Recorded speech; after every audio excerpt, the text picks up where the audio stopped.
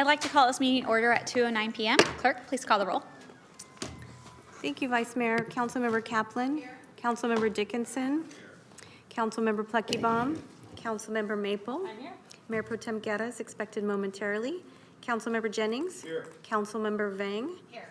Mayor McCarty will be absent this afternoon, and Vice Mayor Talamontes. Here. Thank you. You have a quorum. Councilmember Pluckybaum, will you please lead us in the flag acknowledgement and pledge of allegiance? Please rise if you're able.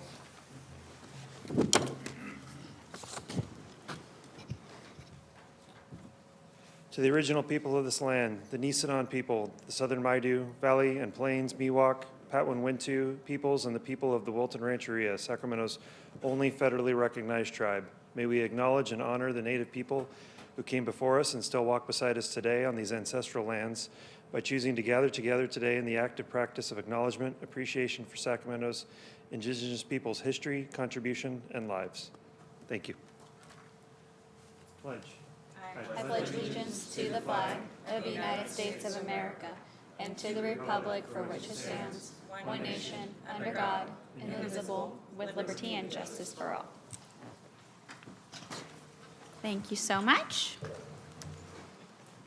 All right, City Attorney, any report out from closed session? Nothing to report out. Okay, thank you so much. Consent calendar, do we have any members of my colleagues that want to pull anything, speak on anything, ask questions? Item number 12. Okay. Just a comment. Anyone else? Going once, going twice? Okay, Councilmember Guerra.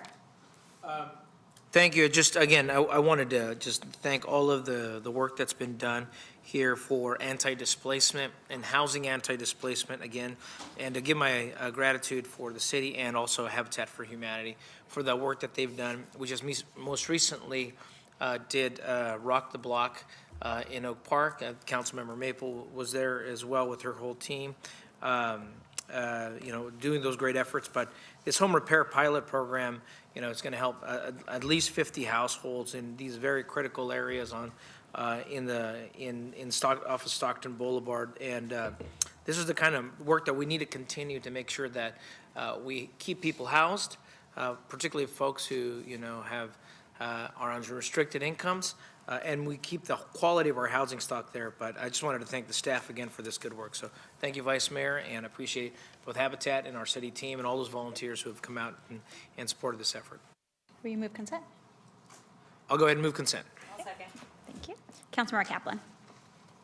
Thank you. Just a couple of questions that I hope staff can just follow back up on. I don't need them answered now, but when you look at consent item 8, 9, and 13 as they relate to our emergency shelter voucher program, our Step Up on 2nd Street, and our city motel program, with consent item 8,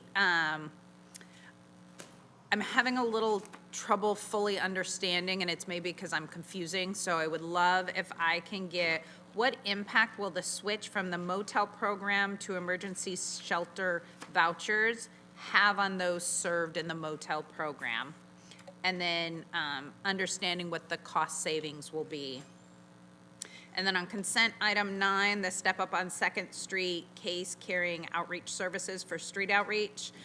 How are we tracking the funds that we give and what specific initiatives they're going to and the success rate that we're having with those services? And then on consent item 13, our city motel program agreement with the hotel motel.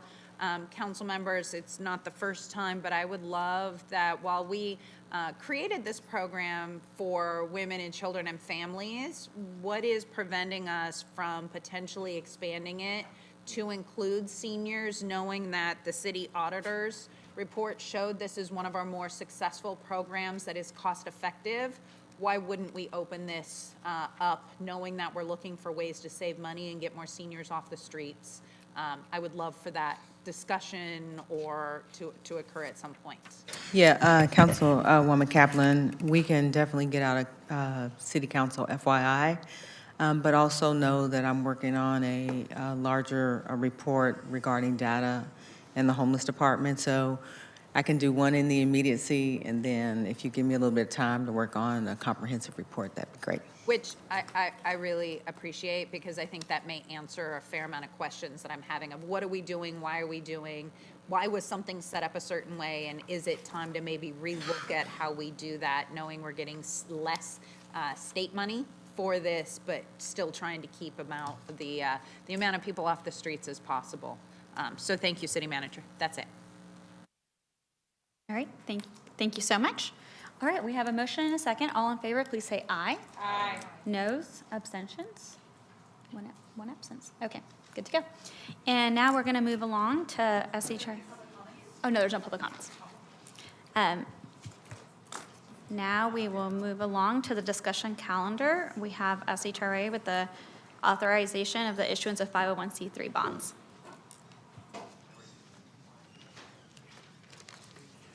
Good afternoon, Vice Mayor Telemontes, council members. I'm Keisha Boulware with SHRA.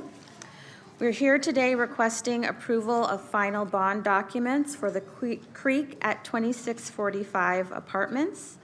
I was here last month before you seeking authorization of 501c3 bonds for this project. As you may recall, the project administrator, Art House Partners, is proposing to acquire and rehabilitate the existing multifamily housing development consisting of 368 1-, 2-, and 3-bedroom apartments. 40% of the units will be restricted to 60% of the area median income, and an additional 35% of the units will be restricted to 80% AMI. The remaining 25% of the units will continue to be unrestricted and rented at market rates. Unlike the mortgage revenue bonds SHRA typically issues, the 501c3 bonds allow the rehabilitation of the development to take place over the first 36 months of ownership. Here, exterior improvements will include repairs to balconies, stucco, fencing, asphalt, and sidewalks. In addition, there will be roof replacements and landscaping improvements. Interior renovation is expected to be completed over time through property operations and reinvestment of cash flow. For interior unit renovations, they will be renovated as the units turn over, minimizing displacement and bringing those units up to the standard of previously renovated units. The owner will be Integrity Housing, an established nonprofit housing entity, and AMC Management will serve as the property manager. Project Access will provide 20 hours of resident services that will include after-school programming. In closing, staff is requesting approval of the final bond documents associated with Creek at 2645. Staff and the project sponsor are here to answer any questions you may have. Thank you. Thank you, Kesha. Do you have any public comments on this item? I have no speakers on this agenda item. Okay, sounds good. So you can have a seat. I have a few comments and then a few questions. So this project is in my district, and this is the second time that I go through a welfare tax exemption project in my district, and I know that there's many more to come throughout the city of Sacramento and the county of Sacramento. So for people that don't know what a welfare tax exemption is, I'm gonna go through it because I had a lot of community members asking me about this project. They had concerns, they wanted to know more, so I wanna make sure that people can listen to this in the future and understand what it is that we're doing here. So projects can apply for welfare tax exemption, which means in exchange for not paying property taxes, they must do rehabilitation or renovation on their properties. And they must keep rents at a certain area median income. These do impact city, county, local schools, mosquito abatement, and everyone that collects a piece of property. So any money that was supposed to come to the city of Sacramento for property taxes or the county or mosquito abatement or RD 1000 goes back into the property and does not go into the government agency. Like I said, this is the second time I'm dealing with this. Last year, the Woodlands, which is 803 units, saw a welfare tax exemption. I asked them to work with SHRA in good faith, But eventually, they got approval from CADA because it was taking too long and did not listen to the wish list from my community. So then I had a lot of constituents experiencing issues, and I didn't have anybody to like call and pick up the phone to, because usually when I have problems in my district, I just call SHRA, and SHRA deals with it and helps me like find solutions for problems. So they went to a state agency, and so for me going through the second time, I asked the developers of this project to work with me with SHRA on this project, because one of my concerns is that developers and property owners can go to any state agency and get approval for their bonds, and they don't have to come to the city council. And for me, keeping that local control is really important because it gives me someone to pick up the phone and call when I am experiencing an issue. And so I do want to thank the applicants for working with us and working with SHRA to be able to get this done. According to the county assessor, 182 parcels in the city of Sacramento received a welfare tax exemption with a value of $1,427,402,734 for the 2025 calendar year. About 150 of those parcels are regulated by SHRA. The remaining parcels likely have tax credits or other restrictions like the CADA program or other tax agency or tax state agencies, which make them eligible for a welfare tax exemption. So the question for me as we get these projects that come before us on the city council is, what are the wins for the community? What are the area median incomes? And what are we gonna do to streamline our process here at the city of Sacramento so that we have an actual structure, an actual program of what people can expect for when they come to us for approval of these bonds. And so that's something direction for SHRA and to our housing, I see Greg and Matt in the audience and our city manager is creating a framework of what people can expect for the city of Sacramento for when they ask for these bond exemptions, because keeping that local control is so important to me. I'd rather have someone come to the city of Sacramento to sign off on those bonds than go to a state agency that we don't know, don't have any connections with. And also at the end of the day, it just helps us with streamlining communication and holding each other accountable. So I wanted to give that blurb because I did have a lot of constituents ask questions about this project when it came out in one of the news articles. So for Kesha, can you tell me a little bit more about what this means? I had a lot of questions from the neighbors asking if, saying, hey, the city of Sacramento is in a budget deficit. What does it mean for us with these bonds? Like, how are we giving them money if we have a budget deficit? Great. So I think, as we've talked about here at the council, there is a need for new affordable housing, but there's also as big of a need for preservation of affordable housing. And to your point, other purchasers could buy this property, do minimal renovations, and just ratchet up the rents. So with this bond program authorized by the city and the welfare exemption, we can ensure that that money is reinvested and we preserve affordability going forward. Okay, thank you so much. And then I have a question for Art House partners. You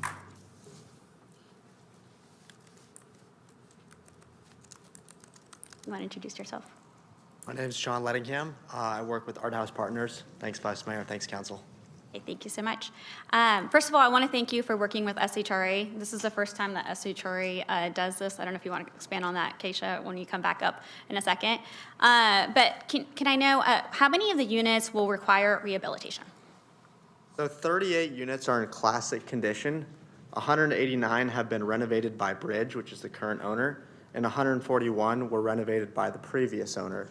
We will be doing minor renovations to the units that were already renovated to bring them all up to kind of the same standard. We'll be doing a more comprehensive renovation on the 38 classic units that are original to the construction of the building in 1986. Okay, and then who will the new owners be? The new owners will be Integrity Housing, which is a registered 501c3 nonprofit.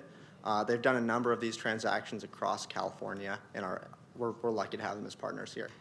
Okay, that was going to be my next question. Do they have experience managing affordable housing projects of this size? They do, yeah. They have, in fact, direct 501c3 bond experience, which gave us a lot of comfort around their ability to help us out here. Okay, and then who will the property manager be? The property will be AMC. They've done a number of conversions across Sacramento and specialized in mixed income housing, which is why they gave us a lot of comfort, and they've got an institutional platform that has a lot of strength in this area. Okay, and then my last question is, what programming will exist for the residents? We'll have Project Access on site, which is currently in place. Under new ownership, the resident services would likely be eliminated.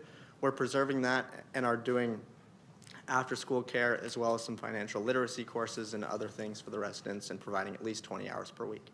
Okay, thank you so much. Thanks. And then, Keisha, if you can just come up here and tell us a little bit more about SHRA doing this. Sure. So you're correct. SHRA has not issued 501c3 bonds in the past several decades. I think you all know Christine Weichert. She's been with the agency over 30 years and has not seen issuance of these types of bonds. But they're coming more into fashion when there's an appropriate interest rate environment and when it is a soft seller's market. So we're seeing more and more of these, as you mentioned, Vice Mayor. And one of our critiques is that we've been a little bit more expensive than some of the other state issuers. In this instance, we were able to work with the applicant, but that is because we do all of the underwriting. So you mentioned the property manager. SHRA underwrote them and made sure that they had the experience and were up to our standards, as well as Integrity Housing and Project Access. So, you really are getting more bang for your buck. And as you said, you have someone to pick up the phone and ensure that the residents themselves are getting that extra investment in quality care. Okay, awesome. Thank you so much. So I'm happy to move the item. And again, just thank you to SHRA and Art House for working together on this to make sure we dot our I's and cross our T's. And Yayin, thank you so much for your work on this. Okay, thank you. And no other members? All in favor say aye. Aye. Noes, abstentions? Seeing none. Thank you. All right, moving along to item 16, 2026 Climate Action and Adaptation Plan.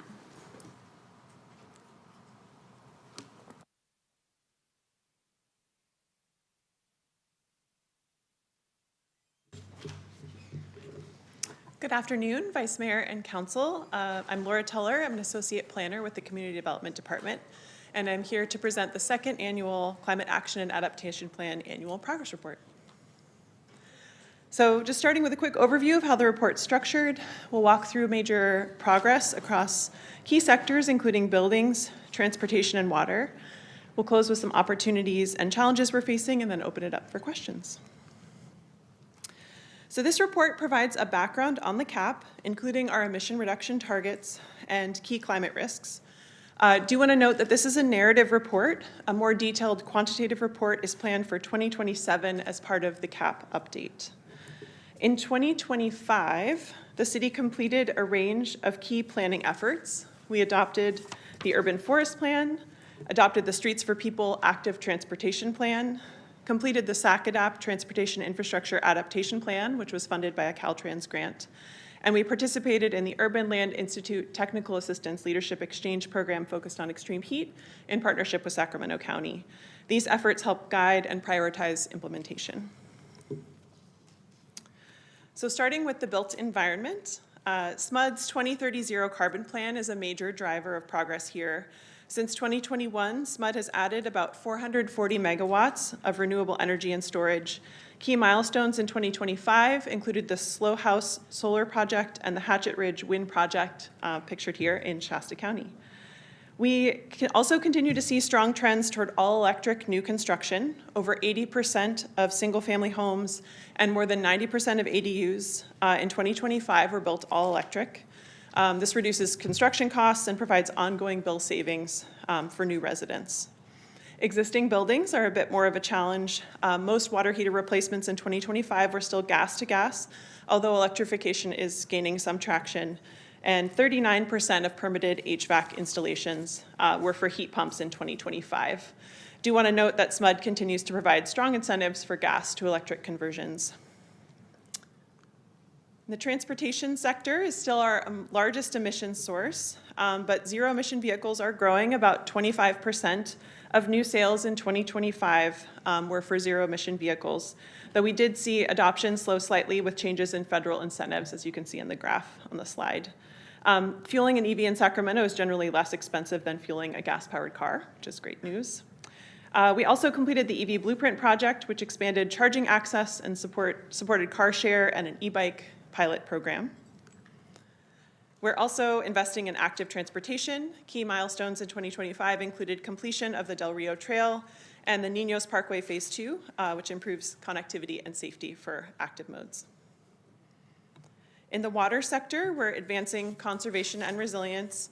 Since 2018, 95 projects have implemented low-impact development measures, which helps manage stormwater and support groundwater recharge. The Department of Utilities also continues robust conservation programs from turf conversion to leak repair and efficiency upgrades. Adaptation to our climate impacts is increasingly critical. Our city parks are expanding shade and climate-adapted landscaping, which you can see on the left. And regionally, the water bank improves drought resilience by storing water underground. Last year alone, the region banked about 23 billion gallons of water. Our climate progress really depends on strong coordination. Our city departments work closely together, and regionally, we're partnering with agencies like Sacramento County, Elk Grove, and SMUD. While many climate solutions offer long-term cost savings for residents, funding the city's climate work remains a major challenge. We rely heavily on competitive grants to advance our work, and recent federal changes have resulted in about $11 million in lost or frozen funding. So ensuring sustained progress and equitable action will require sustained local investment and new funding strategies.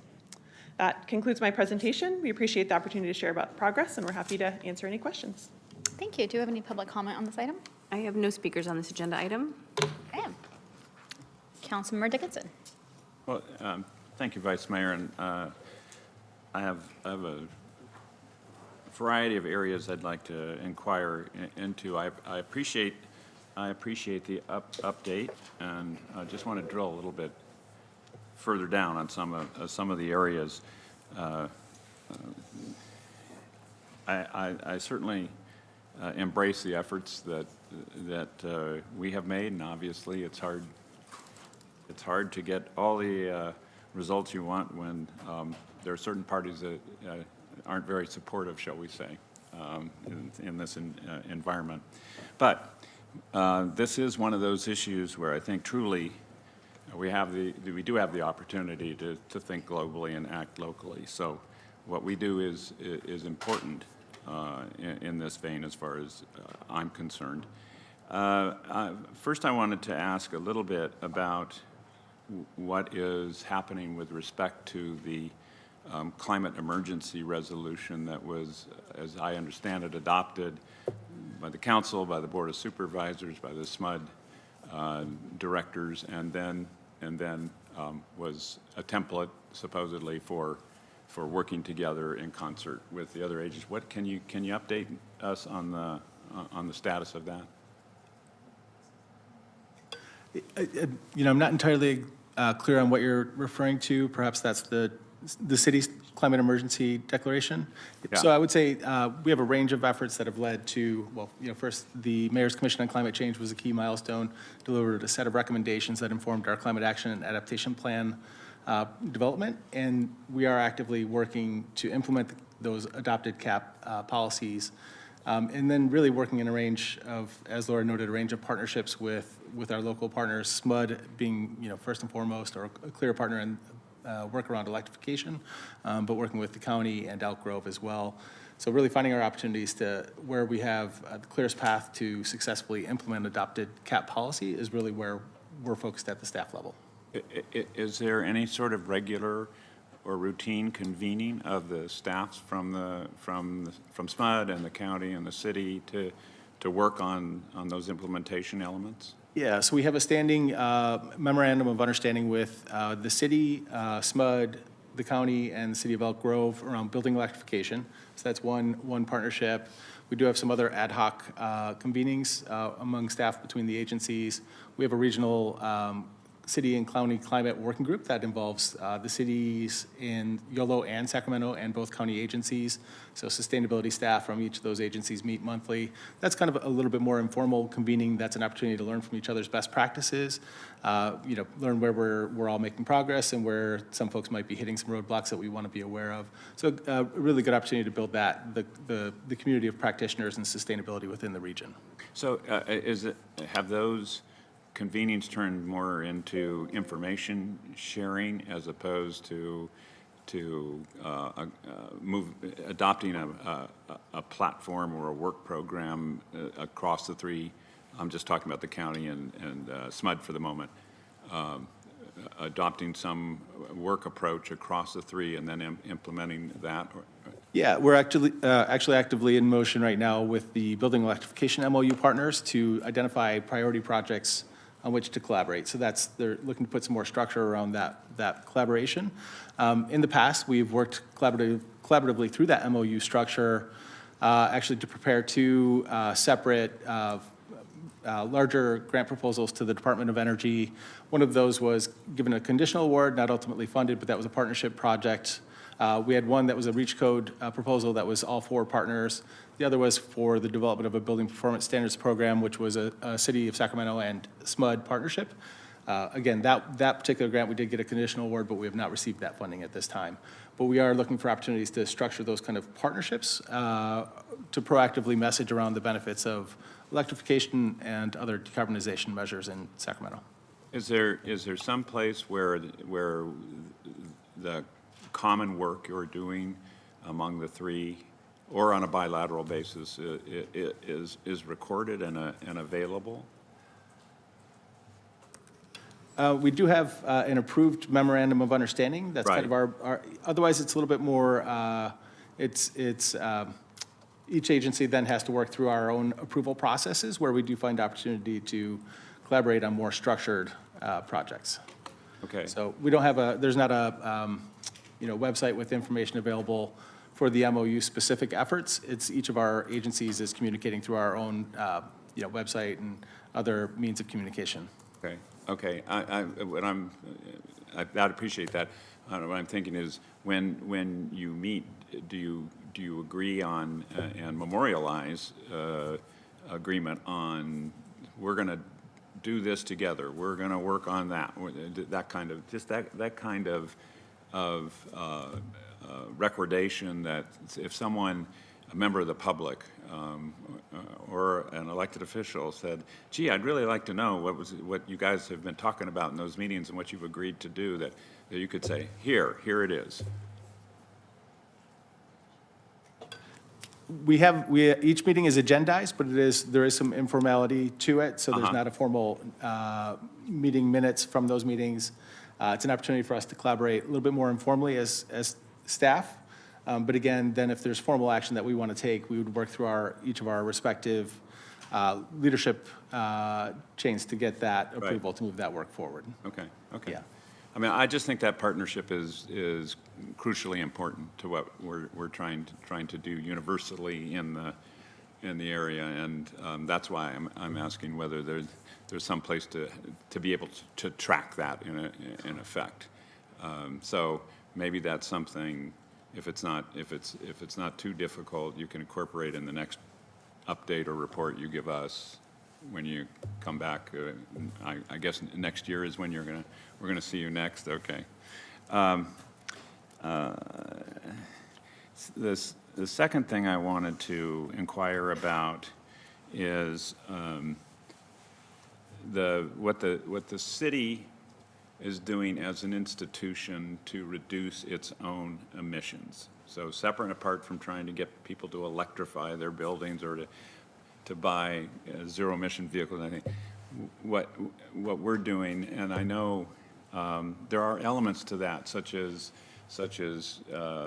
replacing cars in the fleet with EVs and things of that kind. So there are those singular elements. But is there any overarching plan that has been developed for the city as an institution to reduce its own emissions? Whether it's replacing lights, reducing waste, EVs, and a target that we're working toward as an institution? Yeah, so I would say it is sort of memorialized in the municipal measures of the CAP. I don't want to speak for facilities and public works, but yes, they are working on, I think, fleet electrification. We do have an electrification first policy, I think, for city facilities. So trying to work towards electrifying our buildings. We're working with extremely constrained resources, and so it is very challenging. And just providing sort of basic maintenance to our city facilities is a challenge in and of itself, I think. Do you want to bring Assistant City Manager Ryan Moore? He's in the audience. Sure. Yeah, that'd be great.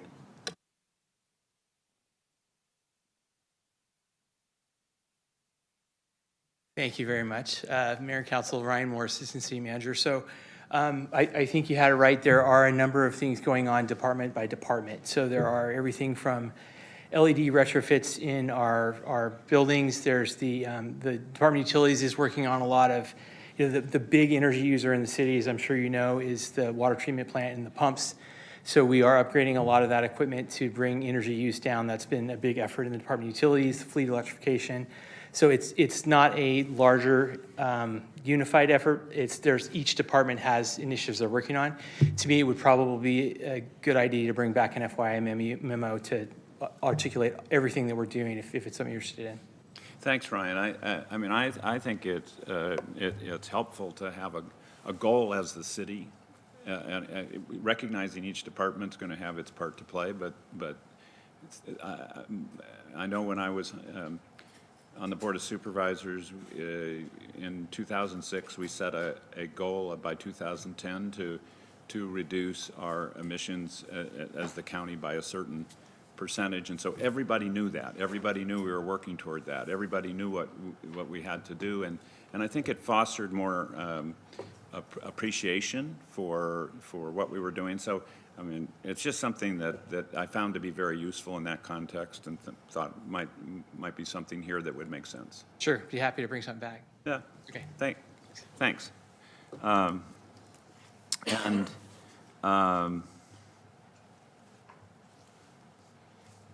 In a different, slightly different vein, some of these things are cross-cutting. We there's good devotion to increasing our tree canopy in the climate action plan. I wondered, we have a lot of private parking lots that are unshaded. I mean, we know the challenges of getting people in their neighborhoods to plant trees for a lot of reasons, but I wonder, would it make any sense from your perspective to, in addition to our public parks and lots trying to increase our tree canopy, to look for opportunities with some of the folks who have private parking lots and try to work out something where we combine tree donations, say, from the Tree Foundation with working with the property owner. I know there's one large parking lot, for example, in the district I represent where I've talked to the property owner and they've said, well, they'd be really interested. Now they may be less interested if it has a significant price tag attached to it, but there's I can't remember where it was down in South Sacramento where actually there was a large private lot that got tree canopy, trees planted that could grow into a canopy, and there's so much heat island effect, especially in our more challenged neighborhoods from these asphalt or concrete open areas. So is that something that could make sense from your point of view to add to our program? Jennifer, do you want to speak to the parking lot shading pilot?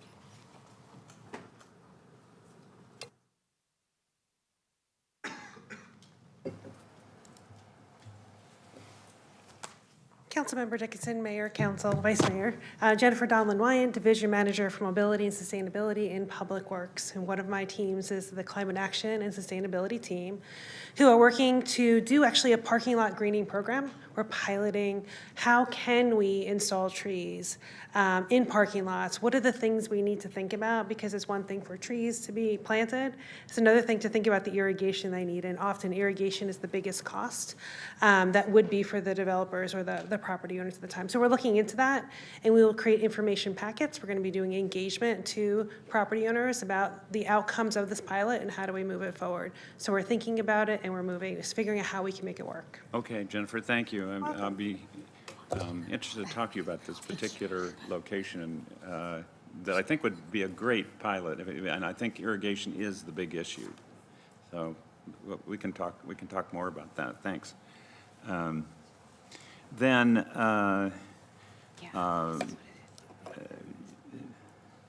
you were, and you note in the document that you were interested in working on a building electrification strategy with a REACH code, and that AB 102 has limited the ability to pursue that.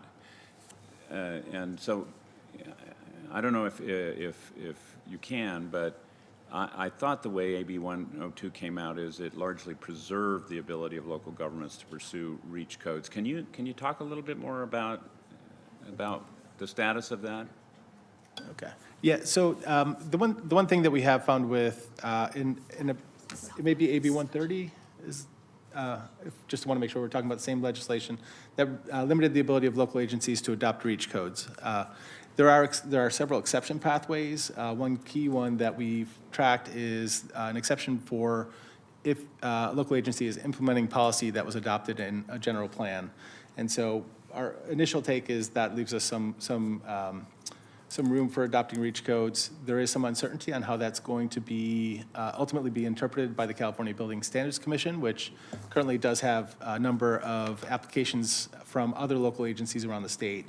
So we're tracking how that is, how that process plays out, how CBSC ultimately determines their ultimate determination on those REACH code proposals. So at this point, you're in a wait and watch posture. And do you have That's correct. Okay, and do you have any expectation about when the Building Standards Commission is likely to conclude on this? We don't know.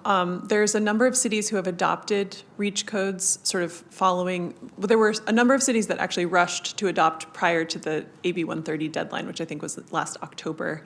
And then there's been a range of cities that have passed them sort of using this exemption for general plan policy. Since then, none of them have been accepted by the California Building Standards Commission, and we haven't heard any feedback from the California Building Standards Commission on sort of when they will make that determination. So they asked cities for some additional information regarding sort of how they felt they fell into this exemption pathway, and haven't heard anything since then. So when you say none of them have been accepted, have they been rejected? They haven't been rejected either, yeah. Not acted upon. I think basically AB 130 was, adopted by the legislature, but some of the language in the legislation is a bit unclear in sort of how it applies to the California Building Standards Code. And so I think it's really the California Building Standards Commission trying to sort of true up those two things. I'm interested in that, but I'm in the same vein. I'm interested. I see that the Bay Area Air Management Quality District, Air Quality Management District, is on the cusp of adopting a requirement for replacement of gas water heaters with water pumps, electric water pumps. And given the litigation involving Berkeley a few years ago that caused this city to suspend its efforts to do the same thing, I'm wondering if you're tracking what's going on with the Bay Area Air Quality Management District and what authority they think gives them the ability to do what seems to be the equivalent of what Berkeley was doing. Yeah, and I might pass this over to Laura in a second here because she's got some details. So the Bay Area Air Quality Management District is pursuing a zero NOx rule. So it really is looking at regulating nitrogen oxides rather than fuel type. And that really is the core difference between the Ninth Circuit's ruling against Berkeley's ordinance. That was really resting upon the energy policy, energy EPCA. Please, can you help me with that? Policy Conservation. Energy Policy Conservation Act. Thank you. And so really resting in different elements of the law.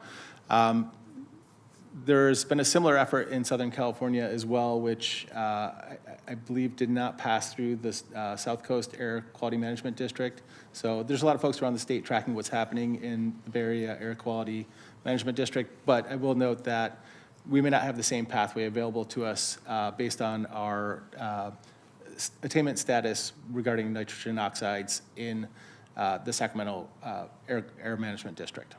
Oh, okay. So first of all, your opinion would be that something here would have to go through the APCD, the Air Quality Management District, and AQMD, I should say, as opposed to control officer, but AQMD, and it's tied to reducing nitrogen oxides or oxides of nitrogen. Since we're in attainment status, you think that might not be available? That's our understanding based on Okay. conversations with the Air District. Okay, okay. It's fascinating to see what they're doing, and trying to look for an avenue to get to that point where we can ensure that the conversion happens to electrification, at least in that regard. I wanted to turn for a moment to transportation. And you talked about it in your presentation. We've seen at least in the new sales market, the numbers go down a little bit, the percentages go down a little bit for EVs with the demise of the federal credits.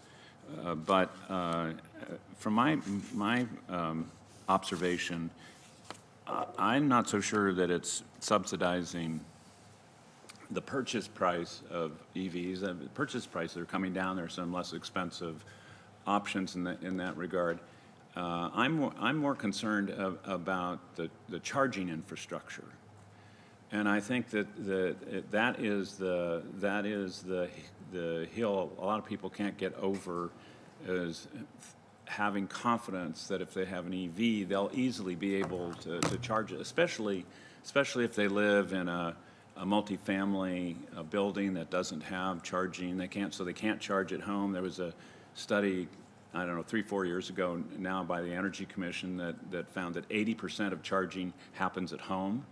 So I'm always looking for ways we can increase the availability of charging infrastructure in a public environment in order to try to compensate, since the efforts to, at least at the state level, to require charging infrastructure in private buildings has been pretty much stuck over the years for a variety of reasons.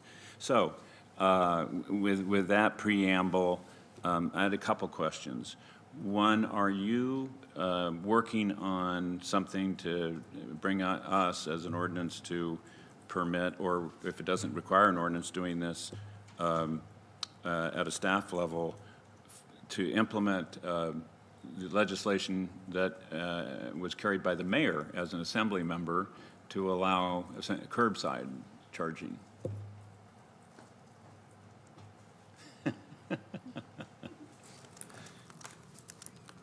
Good afternoon, Jennifer Donlin-White at Public Works. We are working on that. So that is our curbside charging policy. We've had a framework since before the pandemic. And my mobility, parking, and curb management team is working to bring that forward. We will have it before the end of the year as required by the legislation. Okay, great. Thank you, Jennifer. Thank you for that work. I look forward to seeing that. Councilmember, before Jennifer, can I dig in on that one? Yeah. So we had done a digital kiosk ordinance to try to look at on-site charging with that, because sometimes the cost of metrics, the cost to actually put that charger in and pay for it could be offset by advertisement. What's the progress on that? Have we done anything on that? Mayor Pro Tem Guerra, I remember that. That was a number of years ago. I'll have to check with my team on that and get back to you. I remember we did pass that to cover the costs because you're right, cost for installation of public chargers is expensive. But we can report back to you. Okay, thank you. Sure. And are there other initiatives that you're taking to try and increase the availability of charging infrastructure in the city? So we have limited work in motion right now. I'll just preface everything by noting that the 2025 California Building Code more or less doubled requirements for charging infrastructure and new development. So there is a substantial amount of new charging infrastructure coming online as new development happens. As you note, the existing buildings are really the challenge, especially existing multifamily. So we don't have any formal work in progress. We have some work around tracking EV adoption and some conversations in motion with community partners. There is some interest certainly from SMUD in supporting retrofitting multifamily housing and seeing how that can happen. I don't want to speak to SMUD's work that they may be moving forward in the near term, but there may be some opportunities to see change there. Certainly in tracking technology, there's a lot of innovation right now happening around how do we get charging infrastructure into existing multifamily affordably. And, there's so many different types of multifamily developments that there's no one size fits all, but there are some opportunities I think that will become more available going forward. So I would just say that we have some light work with, in coordination with partners, but very limited. We don't have a clear ordinance pathway in front of us at this time. Okay, thanks. One aspect in particular, I've been told by one of my fellow SMUD directors when I was asking him about getting more charging capacity in, say, the 10th and L garage or the downtown garage, and he told me that the real obstacle is transformer capacity, that they can't locate enough energy because it's hard to put a transfer on a parking garage to get more stations or locations sited. And if that is the case, then looping back to the work under the MOU, I'm wondering if that's something that you're talking to SMUD at all about, how either you can, or SMUD, could add transformer capacity, or you can have some other approach that could allow more charging units in the, especially there may be other garages, but especially the 10th and L garage, where I see those units are so oversubscribed all the time that, except on weekends and nights, I suppose, but during the workday, normal workday, I wonder if there's just anything that's under discussion or planning in that respect. I would say, first that I think SMUD is actively planning internally so that we don't necessarily always have transparency about their system planning. Yeah. I will note that we have some early discussions in motion. Again, first I'll talk about the building electrification MOU is really structured around building electrification. So looking at, in particular, with an emphasis on our existing built environment. So thinking about charging for EVs is outside the scope of that particular partnership. But I'd say SMUD is planning for this. On the local agency level, we do have requirements that flow with the Local Electrification Planning Act, AB 39. So we have until January 1, 2030 to comply with that act. But that is something that I think is going to drive coordination between SMUD and local agencies, including the city, to really plan at that finer grain scale that we need to really meet the challenge of that increased demand at, in particular, charging nodes are really going to be a key piece. So. Yeah, I think and the Memorial Auditorium garage, I think may be in the same boat, but these garages are real opportunities, it seems to me. So whatever we can do to push that envelope. Yes, thank you. Jennifer's here. Thank you. Councilmember Dickinson, if I just may add, part of the challenge we're seeing overcapacity in our parking garages is that there's free charging. And so, if you ever read the high cost of free parking, it also applies to the high cost of free charging. And so there's a great demand. We are working towards turning on charging for all of our publicly available car charging spots within our garages. One, of course, to recoup the costs. to pay for the maintenance, but also to get that turnover that we need so that people aren't parking there all day and are parking within the 4 hours. And then as we grow and we expand, ideally we'll have additional funding to not only help with the transformers, but also provide more chargers. Well, speaking of which, I assume there is no enforcement of the, I mean, it says 4 hours max, and in some of the spaces, 2 hours max. I just assume there's no enforcement of that. I don't do enforcement, and our enforcing team is not here today, so I can't speak to that. Here comes Matt. Oh, great, Matt is here. Great. Parking enforcement. Good afternoon, Vice Mayor, members of the City Council, Matt Ironman, Director of Public Works. So to answer the question, yes, there is enforcement. We do 2-hour enforcement or 4-hour enforcement on all of the signage and city-owned parking facilities. And so we keep those turned over. We think a better way of doing it is going to be really a holding fee, right? Or overage fee, where you start to charge over the time, which will get people incentivized to move those cars quickly. And you're absolutely correct, Mr. Dickinson. It's a transformer issue, but parcel of what Jennifer Dollenwine is talking about is it's an imbalance of the system. If it's free in the city garages, most people will favor those versus paying for somewhere else. So we're trying to work with the state and the county to actually get on the same program, so that way it's not an influx in our facilities only. So, when you say an overage charge, you mean if they're still charging after the time, whatever the time limit is, then that bumps up the rate? That's correct. Or if they're full and it's over 2 hours, we would charge a fee to. Oh, yeah, okay. To stay there. Okay. Oh, I think that would be a good, yes, that would be a technically much better approach, wouldn't it? And it feels better than a parking citation, right? No, it saves a parking enforcement officer having to circulate through the garage as well. That's correct. Yeah. Okay. Well, thank you. Good luck with that. I think that would help. Turning over the spaces would really help. No question. And staying with vehicles for a moment, in your report, I don't know, this may be a Ryan question, I'm not sure. It says the city currently operates a total fleet of 2,190 vehicles, including 1,190 light duty vehicles, of which 140 are ZEVs. So that's a little bit more than 10%. Now, I know we've got a policy on replacement of vehicles in the city, and from what I can recall after I heard about it, it's a good policy, but that does seem, after the period of time that I suspect this policy has been in place, to be a relatively small percentage. Is that just due to the turnover of the fleet primarily? Yeah, some of it has to do with turnover, but it's also supply and demand as well, right? The type of vehicles that we require in our fleet.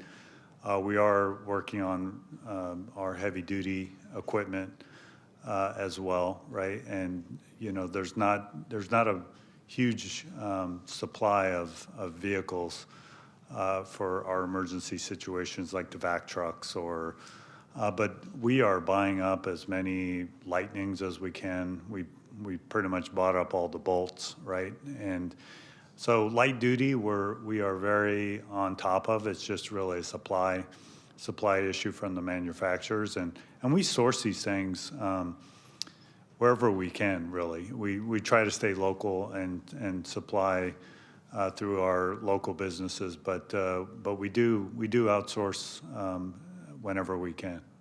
So you don't necessarily buy based on adding on to a state contract, for example, like some agencies do? We do use consortium, and get onto those as well. But we source them any which way we can get the vehicles. And as you can imagine, there's a high demand, especially in the public sector, for these vehicles. So often we find ourselves falling short. But normally the light duty, we'll work with each department to make sure that it works for them, and then we'll purchase those for the departments. Okay. I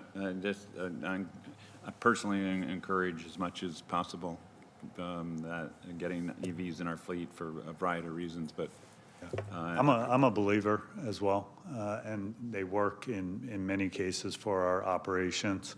You know, most departments have 100% adopted EV. yeah.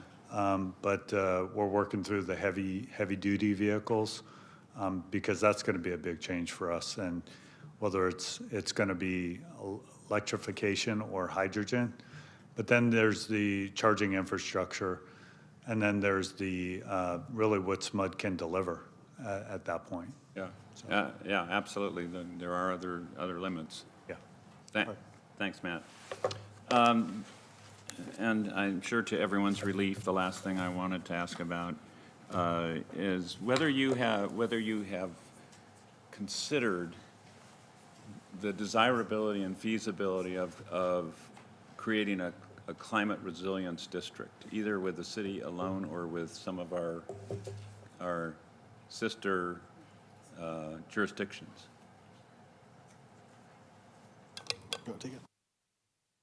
Great piece of legislation, by the way. Councilmember Dickinson, Vice Mayor, Council Jennifer Donlin-Wyant. We are evaluating the feasibility of that. One of the things that we're going to be meeting with our finance director to talk about what are the possibilities, what are the implications, what are things that we should consider as we consider the possibility of a district. But it's on our plate, it's on our work plan, it's something to look at. I think I do think that we could create a district actually with not just the other general purpose jurisdictions, but with regional transit, with SMUD, with a host of agencies potentially, and as you probably know, it's got a variety of ways you can generate funding. So it may open some additional options for funding those kinds of things you're finding so challenging if we look into it and we're successful. Absolutely. Okay. Thank you. Thanks for all the work. Thank you for the indulgence. I'll end where I began. I think this is the preeminent issue. We face a lot of current issues that are in fact our priorities, but if we or those who follow us can't breathe, the rest of it becomes pretty irrelevant. So thanks very much. Thank you. Councilmember Kaplan. Thank you, Vice Mayor. Ditto on everything Councilmember Dickinson asked. Just want to follow up on a couple things because it's a balance of City of Sacramento, but also our regional transit. In North Natomas, I have a lot of land that has been set aside and was supposed to be for the Green Line, which is, light rail. But there is a timeline to encumber that land, and, I am not on regional transit. Some of my colleagues are. I have talked to regional transit about how do we look at bus rapid transit, but I'm very concerned at the pace because I think those lands revert back to developers if we do not encumber them and have plans on them by 2029. And that is a massive loss for Natomas. When we talk about climate change in the future, we know that vehicle emissions are the #1 driver of climate change.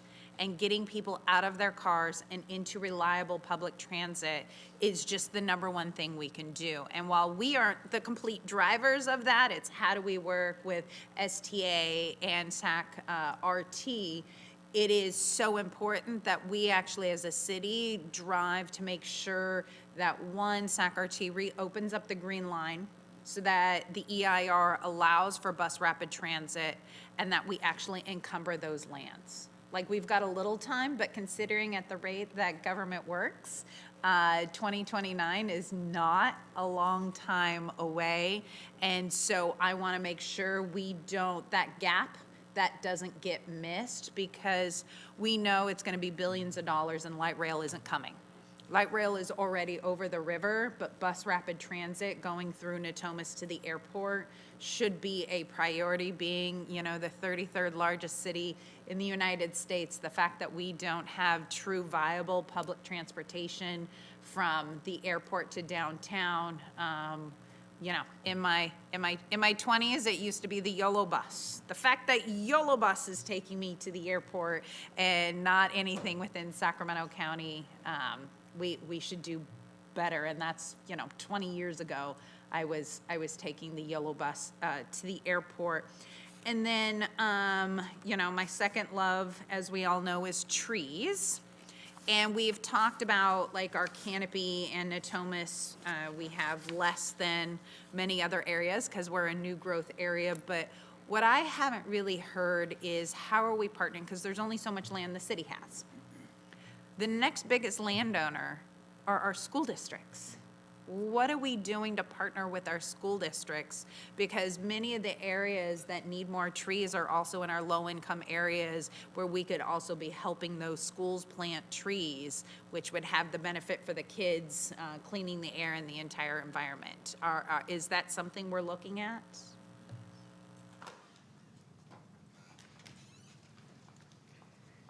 Thank you for being here today. I am so glad I'm here today. Councilmember Kaplan, Jennifer Donlin-Wyatt, Public Works. We are partnering with school districts for trees. Part of our challenge is we actually had a grant in District 8 funded through the federal government to partner with Sac City for trees. Rosa Parks, I believe, was the school. We lost that grant under the federal administration. Luckily, other partners were able to come together, and those trees were planted at the school. So it is definitely something on our radar. It's something that we are pursuing, and as funding opportunities arise, we partner with the school districts, all of the school districts in the city, to find opportunities for the trees. So I think that's great, but I think also what would be helpful, because I have relationships with all of the schools in my area, what would that cost and what does that partnership look like? Okay. So if I go to the superintendent and say, this is how much it would cost for us to partner to do this, because then potentially site councils, where the district may not have money, but the local site council or the PTA or the parents would want to get involved in that. And that's like the next stage I'm actually looking for of how can I partner with individual schools, because it shouldn't depend on what the overarching budget is of the district, but each individual school site also gets money. Or if it's like, hey, I can sponsor 250 and I can get another community member to do 250 and we raise $1,000, how many trees do we get?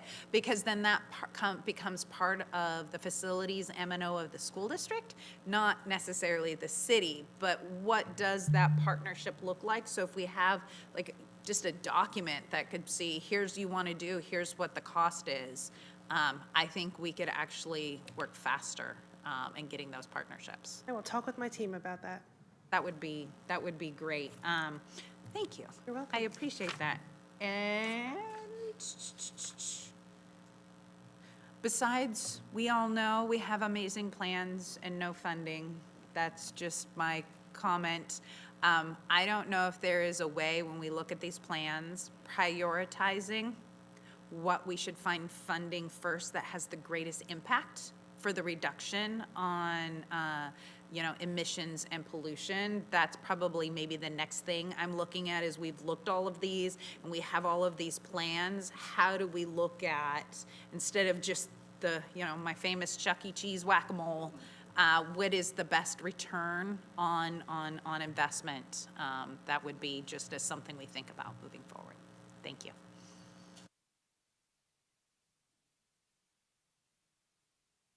Seeing no other members to sign up to speak, is this review, comment, and provide direction, so we don't need a motion. Thank you so much for your presentation.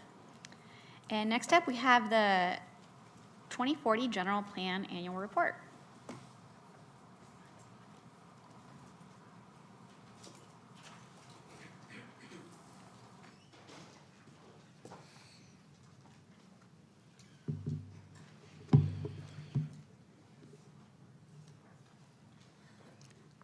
Welcome. Sorry, just waiting for the slides. Awesome. All right, thank you for your time today, Vice Mayor and council members. My name is Amy Yang, and I am a senior planner with the Long Range Planning Team in the Community Development Department. In this presentation this afternoon, I will be providing a high-level overview of the 2040 General Plan Annual Report for 2025. This presentation covers how the annual report is organized, the thematic framework for the report, a brief overview of each section of the report, as well as how we have reported on implementing actions and sustainability and equity indicators. The body of the 2040 General Plan Annual Report spotlights major projects and city initiatives that exemplify the 2040 vision and guiding principles. Appendix A provides a copy of said 2040 vision and guiding principles. Appendix B includes a table of status updates on the general plan's 79 implementing actions. Updates are provided in partnership with multiple departments across the city who have key roles in helping to implement these actions. Appendix C includes a table of status updates on the general plan's 9 sustainability and equity indicators where possible, which help track the city's progress toward a more sustainable and equitable community. The vision and guiding principles are the foundation for the goals, policies, and actions in the 2040 General Plan. Because of this, we have highlighted a number of city projects that align with and support these principles. The guiding principles for sustainable and responsible growth focus on issues such as promoting a compact development pattern, ensuring a broad mix of housing types, and creating a city that is a model of sustainable living. The guiding principles for resiliency and climate action focus on issues such as working toward carbon neutrality, addressing environmental hazards, and promoting environmental health and resilience, as well as improving our city's tree canopy and green infrastructure. The guiding principles for safe, equitable, inclusive, and just city focus on issues such as prioritizing community resources toward historically disadvantaged communities, responsive public services, and care for the homeless. The guiding principles for regional economic hub focus on issues such as fostering small local businesses, cradle-to-career pipeline opportunities, and creating a civic and cultural hub. The guiding principles for livability and sense of place focus on issues such as pride of place, access to nature, and supporting the local arts community. And finally, the guiding principles for interconnected, accessible city focus on issues such as connection between Sacramento neighborhoods, a multimodal transportation system, and prioritization of safety and human life on the streets. As mentioned earlier, the 2040 General Plan includes 79 implementing actions. Some actions have been completed, some are in progress, and some reflect ongoing city programs. Appendix B provides a status update of each action where available. The equity and sustainability indicators help track the city's progress toward a more sustainable and equitable community. They show us where we need improvement and also where we have seen success. Appendix C provides a status update of each indicator where available. Thank you for your time today. That concludes my presentation. Okay, thank you, Madam Clerk. Is there any members of the public signed up to speak? I have one speaker on this item, Lambert. Mr. Davis.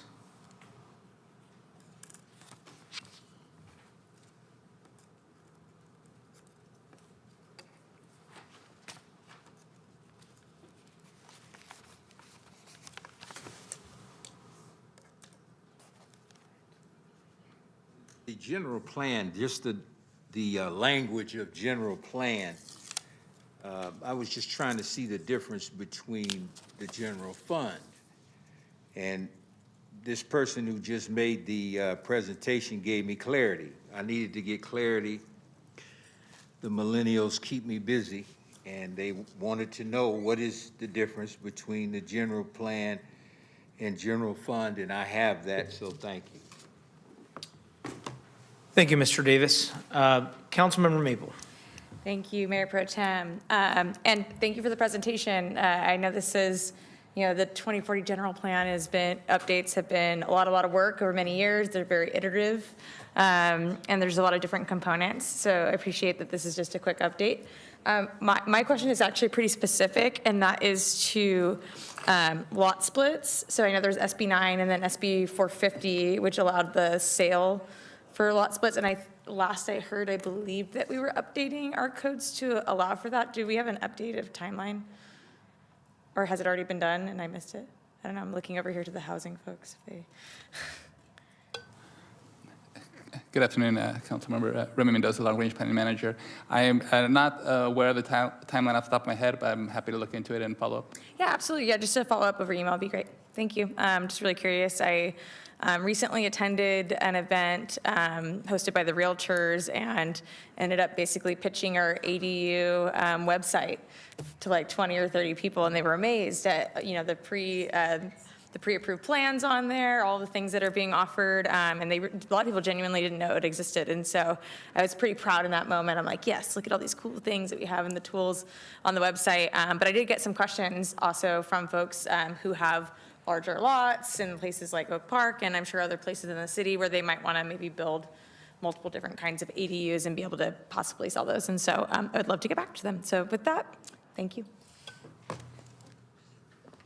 All right, seeing no other members to sign up to speak, you're good to go. Thank you so much for your presentation. And now we will do public comment on items not on the agenda.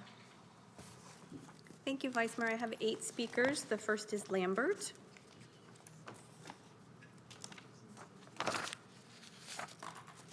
Following Lambert is Kalum Lato,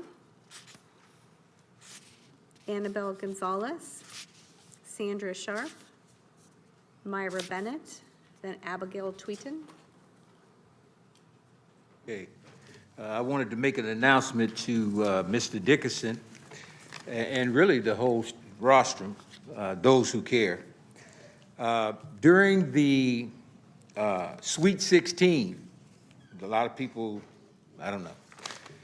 The Sweet 16, when it was in Sacramento, the millennials, they approached me about a move that only they could come up with. And they said, hey, why don't we get cheesecakes and carrot cake to the players? You know, this is the women's basketball team. And I said, well, how are we going to do it? And they said, well, we'll reach out to the coaches through social media. All the coaches were women of the coaches. And so that came to Sacramento. And it worked because some of the coaches didn't even know me. They just reached out. And they're very famous coaches. They're very famous coaches. And some of the players were drafted. I saw Mr. Dickerson and his wife at the game. He didn't see me because we were enjoying the game. We didn't want to talk politics and all of that. Turns out now that some of these women have signed very lucrative contracts. If you look at the WNBA, and some of them have reached back to us. They reach to them. They don't reach to me. I just follow what they say. And these are some very young, very wealthy players, and I wish them well. They asked me one thing of advice, and I said, yeah. Now that you're millionaires, get your parents out of debt and go from there. And don't forget about us. Next speaker is Calum Lotto, Annabelle Gonzalez.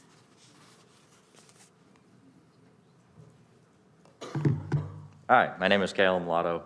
I'm a voter in Little Pocket and a lifelong Sacramentan. I'm also a transfer student from Sacramento City Community College to Sacramento State University. So in addition to my roots here, I'm also the community organizer for Better Ballot Sacramento, a ranked choice voting or RCV initiative here launched by our county's League of Women Voters. We're supported by a huge coalition spanning the whole city, including neighborhood associations, political clubs, nonprofits, and we have been endorsed by many of those who seek to have upgraded elections here in Sacramento. I'm here to thank the members of the council who have signed our petition. Your support is essential. So I have another ask. If you could, we would love if you would support ranked choice voting by putting it on the ballot this November. This council has the power to give Sacramento the choice to strengthen democracy and upgrade our elections here. And this is a popular choice. In places where ranked choice voting has been adopted, voters understand and enjoy it. So again, please support ranked choice voting by putting this initiative on the ballot so Sacramento has the opportunity to adopt a fair way to vote. Thank you. Thank you. Annabelle Gonzalez, then Sandra Sharp.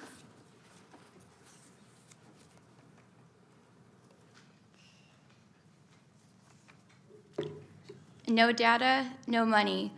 This is how the federal government runs HUD. If a program cannot show who came in, who came out, and where they went, it does not get funded. Sacramento does not follow that rule. Sacramento puts it on the consent calendar. 2 words most people have not heard, but it is where the biggest decisions of the city quietly disappear. My name is Annabelle Gonzalez, 12-year North Natomas homeowner, CEO of ASO. Today is my birthday, and thank you. And the only thing I'm asking for is transparency. What better way to spend my birthday than to learn and talk about the city I love? Today's agenda had 19 items. 14 of them get 1 vote. No debate, no discussion. 3 of those 14 are homeless contracts. Emergency shelter vouchers, the city motel program, Step Up on 2nd Street. And I have to also mention, thank you, Lisa, and thank you, Eric, for speaking about items on the consent calendar. So these 3 ask for $3.6 million today.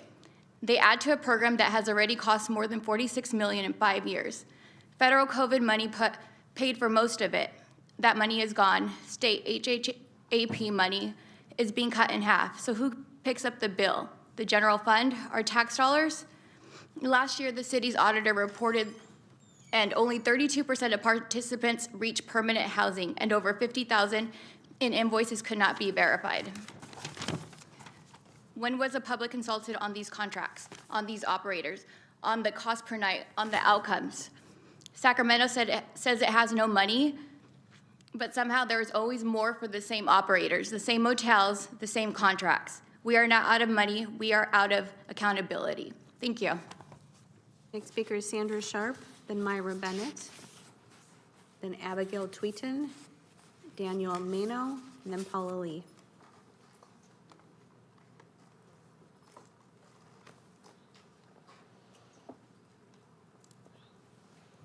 Good afternoon. I'm here seeking any kind of help I can get with, I'm gonna try not to get emotional.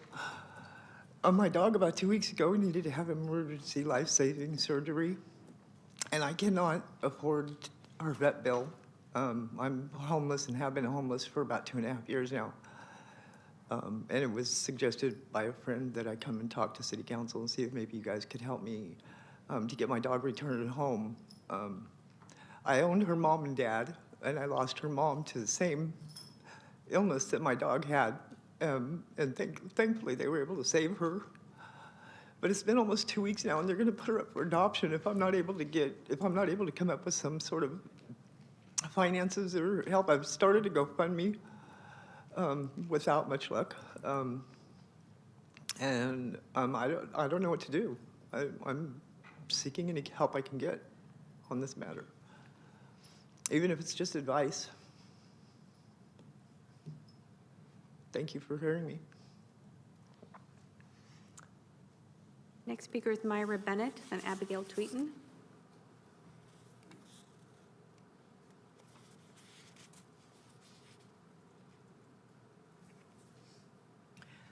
Hello, my name is Myra Bennett, and I live in the 95822 area of Sacramento. And I would just like to thank my council member, Mr. Jennings, for supporting ranked choice voting, and to thank you in advance for voting to place it on the ballot in November. Next speaker is Abigail. Following Abigail is Daniel, then Paula. Hello, City Council. My name is Abigail Tweeton. I represent a young voter base, and I am Vice President of the College Democrats of Sacramento State. On behalf of the College Democrats of Sacramento State, I'm here to let the Council and Mayor know that young voters and students are in strong support of ranked choice voting and want to see it on the ballot this upcoming November of 2026. Young voters will remember and support and thank you for putting ranked choice voting on the ballot. Thank you for your time. Next speaker is Daniel.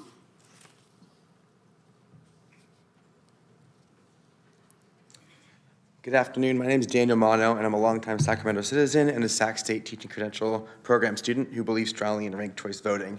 As you all know, not only does RCV change the system to allow votes to count even if someone's first choice is not picked. It mitigates the recent surge in black and white or blue and red thinking that truly hampers a healthy democratic system. I'm here to advocate for ranked choice voting as someone who worked on Speaker Robert Revis's first campaign for Assembly in 2018 and has worked with Andrew Crutchfield, a former national political director at Unite America, which has worked hard on ranked choice voting across the country and whose slogan is county over party. He also was a former director of Government for California, a political philanthropy group that aims to help all Californians regardless of party. You may know about it, but yeah. Andrew explained ranked choice voting to me about a decade ago, and I realized very quickly, and I still believe, that it's worth having in place, and it's important to have in place. It's my understanding that a lot of you can agree with that, and I appreciate that. I think it's an important part of improving our democracy. I believe strongly in it can help improve Sacramento's democratic process, and thus assist in best serving Sacramentans. Please put this on the November 26th ballot. Thank you for all the work you do, and thank you for hearing from your voters. Paula Lee will be our final speaker.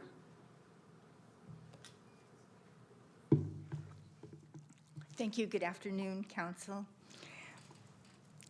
Paula Lee, on behalf of Better Ballot Sacramento. I'm here to thank Councilmember Vang for submitting a request that ranked choice voting be agendized. Thank you, my Vang. And I want to thank the mayor for sending this to the Law and Ledge Committee. I note for the public that the members of the Law and Ledge Committee are Katie Maple, Phil Pluckybaum, Eric Guerra, and Roger Dickinson. I know many of you have signed our petition supporting putting ranked choice voting on the next ballot, maybe all of you. And I thank you because having it on the ballot as a question for voters allows us to debate whether or not we want this upgrade to our electoral system that many other jurisdictions have shown to be so positive for voters and candidates and for taxpayers. The coalition has provided the approved legal language for the ballot, and the city attorney has written the ballot title and summary for the Ranked Choice Voting for Sacramento Act.